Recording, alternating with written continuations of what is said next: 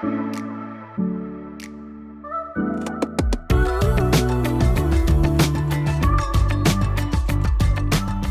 to feed your peg in the winter, especially what we're talking about today, bomb fishing, is so important.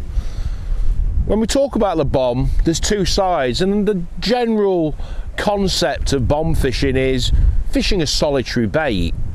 But in order to get the best out of your peg in the winter months with the bomb, sometimes, and the majority of times I'd say, you've always got to have what we call a feeding line. So yes, of course, you can go beyond your bait and search for fish, search for shoals of fish with a bomb, but also you have to feed somewhere in your peg a positive approach, a line where a progressional feeding pattern throughout the day will definitely get you those extra bites, and especially in that last hour in the cold winter months, that is generally the time where all of a sudden the fish switch on and decide to feed.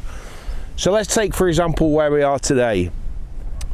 Lindholm Lake's quite a big open lake. I've got the choice, I can fish 60 metres if I want, but I want the fish to come to me. And I've only set up the bomb approach. So initially I've fished a little bit further out and catapulted bait. And what I mean by catapulted bait, only small amounts of bait, just short of where my bomb's landing.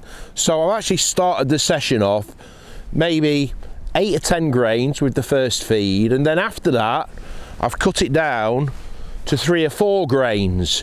And the reason behind that is because of the depth of the water. The chances are at this time of the year in the winter, the majority of the fish are at half depth and even above that, and you've got to entice those fish that are half depth, not really interested in feeding, to follow that bait down on the bottom. Now the beauty about bomb fishing is it's completely the opposite principle to feeder fishing. With a feeder, you chuck your feeder out, it hits the bottom, you've got a brilliant focal attraction, a focal point for the fish to home in on, some micro pellets, a little wafter.